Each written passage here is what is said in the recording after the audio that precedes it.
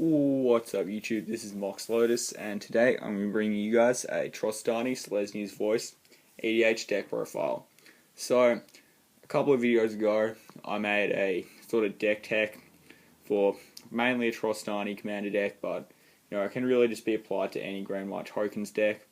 And so, if you haven't seen that video, I recommend checking that one out, because in that I kind of explain a bit more about the deck and how to build it in case you don't want to make exactly this deck, and you might want to make a few substitutes, all that.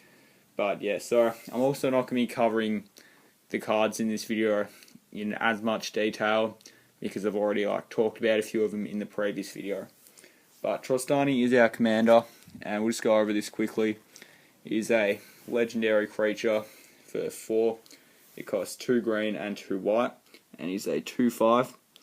And its ability is that whenever another creature enters the battlefield under your control, you gain life equal to that creature's toughness.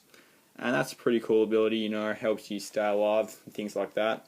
But the main ability of the card is that for 3, 1 white, 1 colourless mana, 1 green and 1 white, you can tap it and you get to populate. And populate is the Selesnya Guild's mechanic from Return to Ravnica, and it lets you put a copy of target token into play. And this is pretty cool because we are going to be making some pretty big tokens in this deck, as you guys will see. And so Trostani is definitely a fun commander to play. And the good thing is it doesn't put a target on your back like some other commanders would, like Prosh or something. And yeah, so also hopefully you guys enjoy the sort of background I picked for this video. Thought I'd spice things up a bit. You guys are probably getting bored of just the playmat, so we've still got it there, but I've got things like the Ajani figure in the background, and I'm thinking of actually getting some more of these pop vinyl figures, and just making more interesting backgrounds for my video. So yeah, with that out of the way though, let's get started. So to start things off, we're running 8 forests and 7 plains. We run more forests than plains because there are more green spells in the deck, and also there are more cards that have 2 green in their casting cost. For the non-basic lands, we have 1 Nykthos Shrine to Nyx, 1 Rupture Spire, 1 Opal Palace, 1 Command Tower, 1 Transguild Promenade, 1 Grove of the Guardian, 1 Homeward Path, 1 Evolving Wilds. This is kind of like my substitution for Windswept Heath. My locals is out of stock at the moment, but I'm just waiting for them to get some more in. If you do have Windswept Heath, definitely replace it for this card. 1 Temple of the False God, 1 Vitu-Ghazi the City Tree, 1 Tranquil Thicket, 1 Karlini Garden. This works in conjunction with Avenger of Zendikar, who we'll get to later. 1 Slippery Cast, 1 Mosswort Bridge, 1 Secluded Step, 1 Drifting Meadow, 1 New Benalia, 1 Selesnya Sanctuary. I think this went up in price a bit because of Amulet Bloom, but I don't know, I'll need to check. It's still pretty cheap anyway. And 1 Selesnya Guildgate. This is just a stand-in for Temple Garden. I know that Blossoming Sands from Kanzataki is better, but I've got this in here for the flavour. For the green creatures, we have 1 Deadly Recluse. I use this because the deck really doesn't have too many early game plays, because we're hoping to ramp up fairly quickly. A lot of our cards are a bit more on the expensive side, so again, in the early turns there isn't too much to do, so just a good card to play. And it's also handy against cards like Skitterix the Blight Dragon. 1 Gnarly God of the Hunt, card you've seen in pretty much all of my videos because it's on the playmat.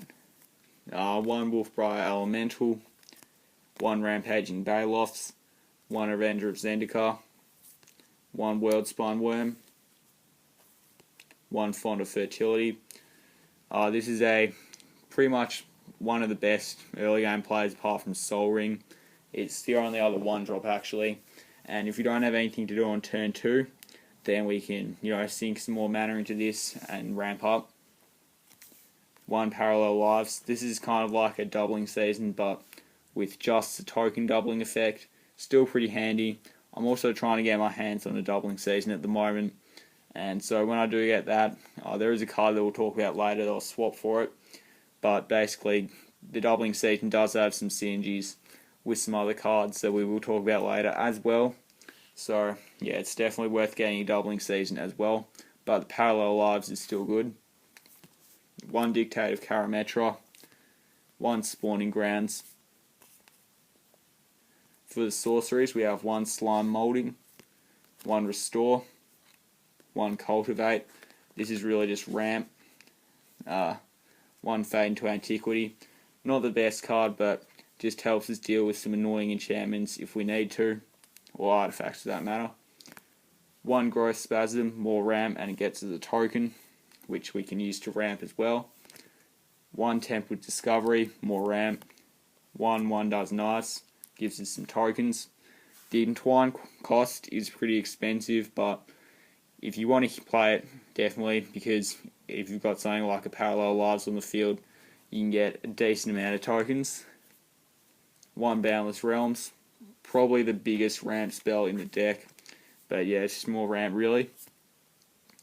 For the instants, we have 1 Druid's Deliverance, just something that can like protect all your creatures and also gives you a populate. Pretty good value for 2 mana. 1 Explore, more ramp and a card draw. 1 Sprouting Vines. We can use this to like, if we can storm it, we can get a decent amount of land, so it is pretty handy. 1 Chord of Calling, because we usually want to have quite a decent amount of tokens on the field. We can use this to cheat something like a Worldspine Worm into play really easily. 1 Chorus of Might.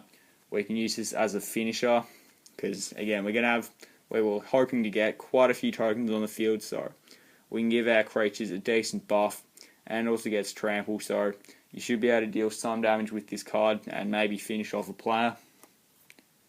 1 Scatter the Seeds. You want to play this usually as a 2 cost, because 3 tokens isn't too hard to get out, so you can easily convoke, and then you're getting another 3 untapped tokens anyway. 1 Dryad's Caress. I only have this in here because it's a card I got quite a long time ago, and I still have it to this day. But I mean, it's not a bad card in this deck, but this is what you'd want to swap out for the doubling season. And lastly, we're going into the white cards now as well. But I've got Growing Ranks. This is sort of like a slower Parallel Lives than doubling season, but it's still free populate, which is handy. For the white creatures, we have 1 Hero of Bladehold, 1 Geist Honored Monk, 1 Sign of the Vitu-Ghazi. This gives us a 1/1 as well, and we can then populate that 1/1 or populate a bigger token. 1 Oppressive Raise. We can use this on their commander in the early, like not their commander in the early game, but just like an annoying creature in the early game, just to troll our opponents a bit and stop some of their plays. 1 Darksteel Mutation, because you can't really target your opponent's commander anymore. This is a good way of getting rid of it. Same with Pacifism to a lesser extent. I've also got 1 Wake the Reflections. I never actually heard of this card until a few weeks ago when my friend opened one in a pack. And yeah, I traded for it straight away because it's a pretty handy card in this deck. Like a 5/5 worm for 1 is pretty good value. 1 Wrath of God. We can use this if like we're in a sticky situation and maybe our opponent's playing a token deck or something and their tokens are all just better than ours. This is kind of like an emergency button and we can just wipe the field. 1 Condemn. Again, like not as good as Swords to Plowshares or Path to Exile now because you can't tuck commanders anymore. So I definitely recommend swapping this card out into one of those 2. I just built this deck before that rule was introduced, and so haven't had the chance to really update it yet. 1 Rootborn Defences. This is kind of like a white version of Druid's Deliverance.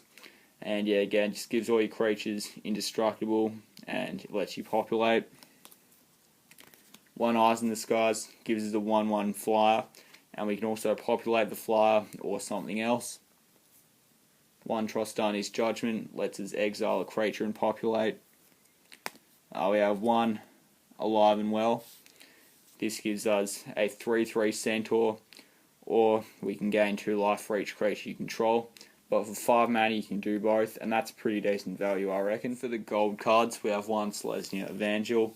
This is another early game play. Sometimes you don't really have much to do, so it is alright to just tap this a bit and make a few tokens. One Voice of Resurgence, his price has gone down a bit now since it's rotated out of standard, and this guy can give us some pretty big tokens as well. And again, he's another good early game play. One Karametra, just more RAM, and if we've got enough cards out, can be a pretty decent fatty. One Armada Worm, this gives you 2 5/5s for 6 mana, which is pretty decent. And one of them is a token, so you can populate that to your heart's content. One Trostani Summoner, gives us a board presence in one card, and obviously it's pretty devastating if we've got out even a Parallel Lives. One Amara Tandris, not exactly the greatest card, but we can still use it to prevent all damage to our tokens, and we can ramp into it fairly easily, and of course it's a 5/7 as well, which is pretty handy. One Sigil of the Nyan Gods, this is kind of like Chorus of Might, except we can also cycle it. We've got one Mirari's Wake, this gives all our creatures +1/+1, and also some ramp abilities. One Collective Blessing, gives all our creatures +3/+3, and this is what I'm talking about when I said that like a lot of the cards had 2 green in their casting cost. So this is a prime example of why I want to run 8 forests instead of 8 plains. Got one Pollen Bright Wings, you might remember this card from the other video, and yeah, it can give a creature flying. This is really like the only way to get a good flyer in this deck, and it also lets us get out a bunch of Sapling tokens, which is pretty handy. Saplings were more of the like original Ravnica Selesnya mechanic, but again, they're still good tokens, and you know they can block stuff, so they can be pretty handy. I've got one Call of the Conclave. This gives us a 3/3 Centaur token for 2, and of course you can always populate it. One Course of the Cord gives us a 3/3 Centaur, and then we can populate as well. One thing to keep in mind with a lot of these cards is that you don't have to get 2 3/3 Centaurs off this. Like sometimes I think that and just accidentally do it when I could easily populate a worm or something. So that's something to keep in mind. One Selesnya Charm, really handy card. A lot of the time you're going to want to get the Knight, but you can also use it to get rid of something. One Advent of the Worm. This card was also in the other video, but yeah, again, like this has the double grain in the casting cost. Pretty much just gives us a 5/5 token for 4, and obviously that's decent value, and it can be populated pretty easily. We've got one Ajani Caller of the Pride for our lone planeswalker. You've got Ajani here as well, and yeah, pretty much you mainly want to get off your ultimate with this guy because you will gain a decent amount of life off Trostani and a couple of other cards in this deck. We can get quite a few cat tokens, like I mean, you have 40 life at the start, so if you can protect that 40 life by the time you ultimate this guy, then that's going to be 80 cat tokens, which is a pretty decent board presence to say the least. Also, if you've got a doubling season out when you play this guy, you can actually ultimate him straight away. We've got one Sol Ring for the artifacts. This is pretty much the best turn 1 play in the game. If we get a turn 1 Sol Ring, then things will look pretty good for us.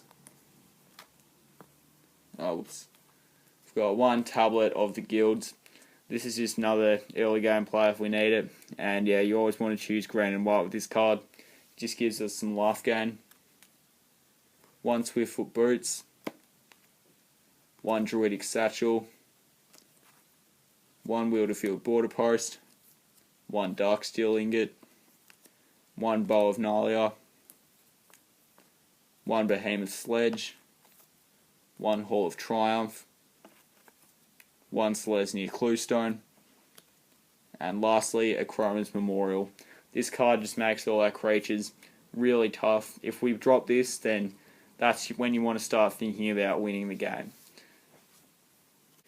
So one last thing about the deck is that if you want to play Tiny Leaders, you're unfortunately going to have to switch your commander to Rasta Redeemed if you want to play with a similar deck to this, because Trostani unfortunately costs 4 mana. But hopefully you guys enjoyed the video. If you did, be sure to like, comment and subscribe. I've got something pretty cool for you guys which will be coming out soon. But until then, see you guys next time.